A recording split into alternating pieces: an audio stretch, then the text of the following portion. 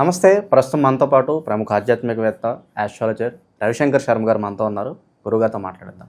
నమస్కారం గురుగారు. నమస్తే అండి. గురుగారు, మే నెలలో రాహు కేతువు 2 గ్రహాలు కూడా మార్పు చెందబోతున్నాయి. ఓవరాల్గా ఈ పీరియడ్ ఎంతకాలం ఉండబోతుంది? మరి కన్యా రాశి వారి పరిస్థితి ఏంటి? ఈ సంవత్సరంన్నర పాటు కన్యా రాశి వారికి ఏ విధంగా ఉండబోతుంది గురుగారు? కన్యారాశి వారికి రాహుకేతుల యొక్క మార్పు అనేది చాలా అనుకూలమైనటువంటి ఫలితాలు ఇవ్వగలుగుతుంది. వృత్తిపరంగా వ్యాపారపరంగా అనుకూలమైనటువంటి ఫలితాలు ఎక్కువగా ఇస్తుంది.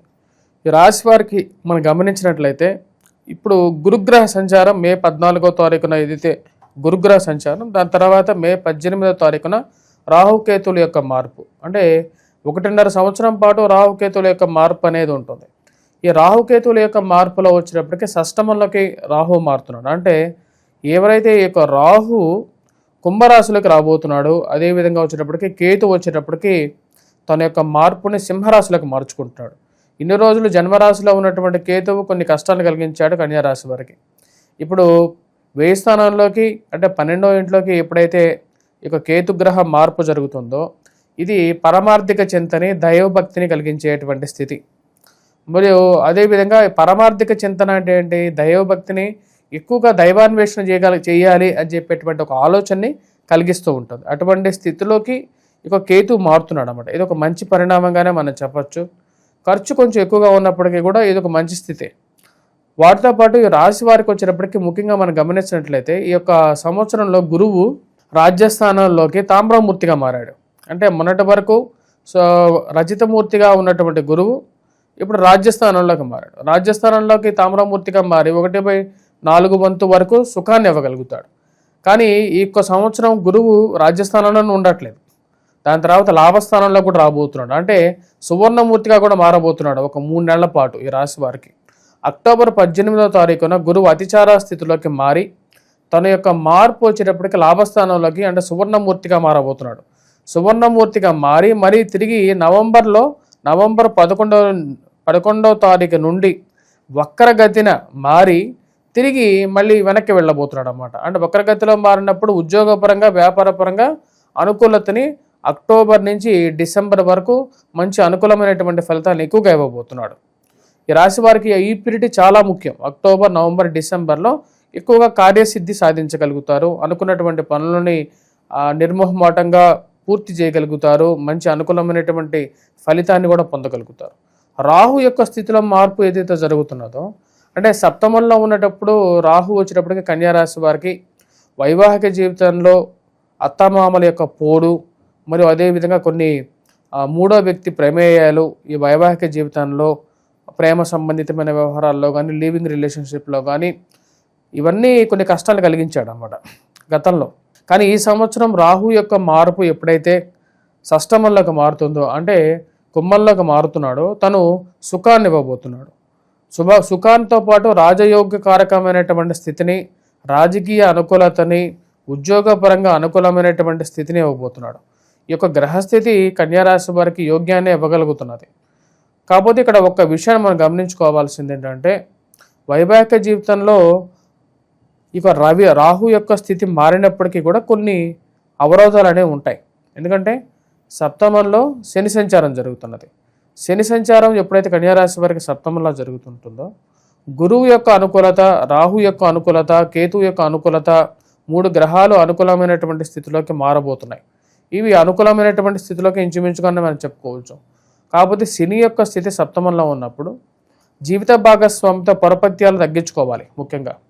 మరియు అదేవిధంగా చిన్న చిన్న విషయాల గురించి ఎక్కువగా ఆలోచించడం, వాటి గురించి తీసుకోవాల్సినటువంటి నిర్ణయాలు ఏవైతే ఉన్నాయో అంటే ఏవైతే డైవర్స్ రిలేటెడ్ కేసెస్ కానీ కోర్టు సంబంధితమైన వ్యవహారాలు ఇలాంటి ఇష్యూస్లో కొంచెం జాగ్రత్తగా ఉండాలి. 90% వీళ్ళకి పాజిటివ్గా రిజల్ట్స్ రావడానికి ఎక్కువ కారకంగా ఉంటుంది.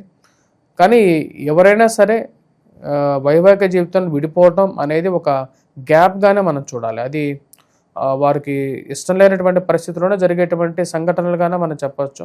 ఎవరు మనస్ఫూర్తిగా విడిపోవాలి, జీవితాన్ని చిన్నాభిన్నం చేసుకోవాలని చెప్పి ఎవరూ ఆలోచించరు.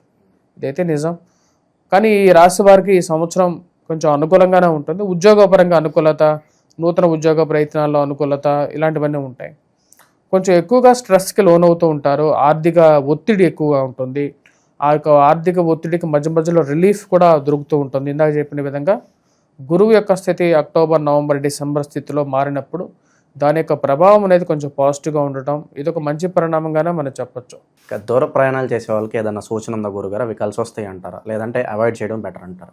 ముఖ్యంగా ఈ యొక్క రాశిలో ఉండేటువంటి వారు దూర ప్రయాణ విషయంలో జాగ్రత్తగా ఉండాలి. ప్రయాణ సంబంధితమైన వ్యవహారాల్లో ఒడిదుడుకులు అనేవి ఉంటాయి. శరీరంగా అలసిపోవటం అనేది కూడా కొంచెం ఎక్కువగా ఉంటుంది. ఈ రాశిలో ఉండేటువంటి వారికి ఈ యొక్క సంవత్సరం వృత్తిపరంగా అనుకూలంగానే ఉంటుంది. కానీ ప్రయాణం చేసేటప్పుడు విలువైనటువంటి వస్తువులు ఏవైతే ఉంటాయో, అంటే ఏవైతే విలువైనటువంటి సామాగ్రులు ఏవైతే ఉంటాయో ఆ విషయాల్ని ఒకటికి రెండుసార్లు జాగ్రత్త పరుచుకోవడానికి ఎక్కువగా ప్రయత్నం చేయాలి. ట్రిప్స్ కానీ లేకుండా ఉంటే ఇలాంటి విదేశీయానం కానీ చేసేటువంటి వారు ఆ విషయంలో జాగ్రత్త తీసుకొని ఒక మంచి స్థితిలో అంటే ఒక వస్తువులు ఏవైతే విలువైన వస్తువులు ఉంటాయో జాగ్రత్త పరుచుకోవాలి. ఇక ఎవరన్నా వ్యాపారాలు ప్రారంభించాలనుకుంటే ఎలాంటి వ్యాపారాలు బాగా కలిసి వస్తాయి అంటారు గురుగారు వీళ్ళకి? ఈ రాశిలో ఉండేటువంటి వారికి వ్యాపార పరంగా ఈ యొక్క సంవత్సరంలో స్టీల్కి దూరంగా ఉండాలి, ఆయిల్కి కొంచెం దూరంగా ఉండాలి, సిమెంట్కి కొంచెం దూరంగా ఉండాలి. కొంచెం ప్రెజర్ అనేది ఉంటుంది. అదిగాక ఈ సంవత్సరం ఈ రాశి వారికి శని యొక్క స్థితి అంత అనుకూలంగా లేదు. దానివల్ల ఏంటంటే మందబుద్ధి కొంచెం ఎక్కువగా ఉంటుంది. మందబుద్ధి అంటే అది తప్పుడు మాట ఏం కాదు, అంటే ఏదైనా ఒక విషయాన్ని మర్చిపోవటం జరుగుతుంటుంది అన్నమాట. అంటే విలువైన డాక్యుమెంట్స్ ఏవైతే ఉంటాయో ఆ డాక్యుమెంట్స్ ఎక్కడ పెట్టి మర్చిపోవడం, ముఖ్యంగా వయోవృద్ధుల మీద ప్రెజర్ అనేది కొంచెం ఎక్కువగా ఉంటుంది. మరియు అదేవిధంగా దీని యొక్క ప్రభావం అనేది ఇప్పుడు డాక్యుమెంట్స్ పెట్టి ఏదో ఒక వస్తువు ఒక చోట పెడతాము, దాని గురించి వెతుక్కోవటం అనేది ఎక్కువగా జరగటం, ఇవన్నీ ఎందుకు జరుగుతాయి అంటే శని యొక్క స్థితిలో జరిగేటువంటి మార్పు ప్రభావ రీత్యా అది బ్రెయిన్ మీద ఇంపాక్ట్ చేస్తుంది. మీరు ఆ యొక్క ప్రభావాన్ని జాగ్రత్త పరుచుకోవాలి. మరియు అదేవిధంగా వయోవృద్ధులు కూడా కొంచెం ఆరోగ్యపరంగా జాగ్రత్తగా ఉండాలి. ముఖ్యంగా కాళ్ళకి కీళ్ళకి నొప్పులు, స్త్రీలు ఎక్కువగా వచ్చేటప్పటికి మానసిక చింతకి ఎక్కువగా లోనవ్వకుండా జాగ్రత్త పడాలి. ఇక సొంత ఇంటి కల నెరవేరడానికి ఎంత సమయం పట్టవచ్చు? ఈ రాశి వారికి ఈ సంవత్సరంలో సొంత ఇంటి కల అనేది నెరవేరడానికి అవకాశం ఉంది. ముఖ్యంగా అక్టోబర్, నవంబర్, డిసెంబర్ ఈ పీరియడ్ అనేది ఉద్యోగపరంగా మంచి పీరియడ్. యాక్చువల్గా అయితే ఈ సంవత్సరం మార్పు చేర్పులు కూడా వేరే చోటకి ఉద్యోగం మారాలనుకున్నా సరే ఆ టైం అనేది బెస్ట్ పీరియడ్. గురుగారు ఈ సంవత్సరంన్నర కూడా రాహుకేతువుల అనుకూలత కోసం వీళ్ళు ఎలాంటి రెమెడీస్ చేసుకుంటే బాగుంటుంది అంటారు?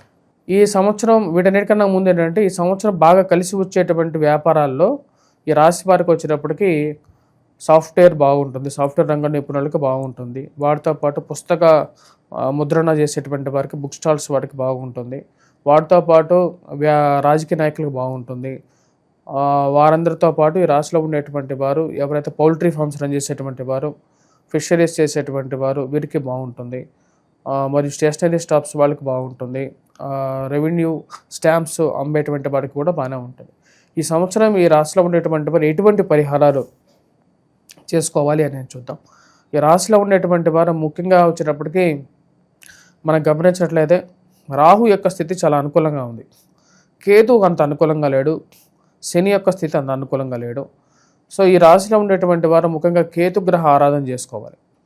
కేతుగ్రహ ఆరాధన, కేతు యొక్క ప్రభావం కొంచెం అనుకూలంగా ఉండడం కోసం, అంటే అనుకూలమైనటువంటి ఖర్చు దుర్వ్యయం జరగకుండా. ఎక్కువగా చాలామందికి ఉండేటువంటి ప్రాబ్లం ఏంటంటే డబ్బు నిలవట్లేదు అంటూ ఉంటారు అన్నమాట. మరియు అదేవిధంగా ఈ డబ్బు నిలవకుండా ఉండడానికి కారణం వచ్చేటప్పటికి ఎన్నో రీజన్స్ అనేవి ఉంటాయి. మనం ఖర్చు పెట్టేటువంటి డబ్బు ఎక్కువగా ఖర్చు పెట్టడం అనేది కూడా ఒక ప్రభావం. రెండు ప్లానెట్స్ దీన్ని మేజర్గా ఇంపాక్ట్ చేస్తున్నాయి. వెంకటేశ్వర స్వామి దేవాలయ దర్శనం చేసుకోండి, శని యొక్క ప్రభావం అనేది కొంచెం తగ్గుతుంది. వాటితో పాటు ఈ రాశిలో ఉండేటువంటి వారు ఏం చేయాలంటే ముఖ్యంగా ఆయిల్ ఏదైతే ఉందో ఆయిల్తో నూనెతో కలిపి వెంకటేశ్వర స్వామి ముందు దీపారాధన చేయడం, నువ్వుల నూనెతో దీపారాధన చేసుకోవటం. ఐశ్వర్యం కావాలనుకునేటువంటి వారు కొబ్బరి నూనెతో దీపారాధన చేయొచ్చు. వాటితో లేనటువంటి వారు ఏం చేయొచ్చు అంటే ఈ రాశిలో ఉండేటువంటి వారు ఎక్కడైనా సరే మనకు నవగ్రహాలు ఎక్కడైతే ఉంటాయో నవగ్రహాల ముందు శనీశ్వరుడు ముందు శనివారం పూట నల్లటి వస్త్రాన్ని కట్టుకున్న తర్వాత తలస్నానం చేసి ఆ రోజు తలస్నానం చేసిన తర్వాత అక్కడ శనీశ్వరుడు ముందు ఒక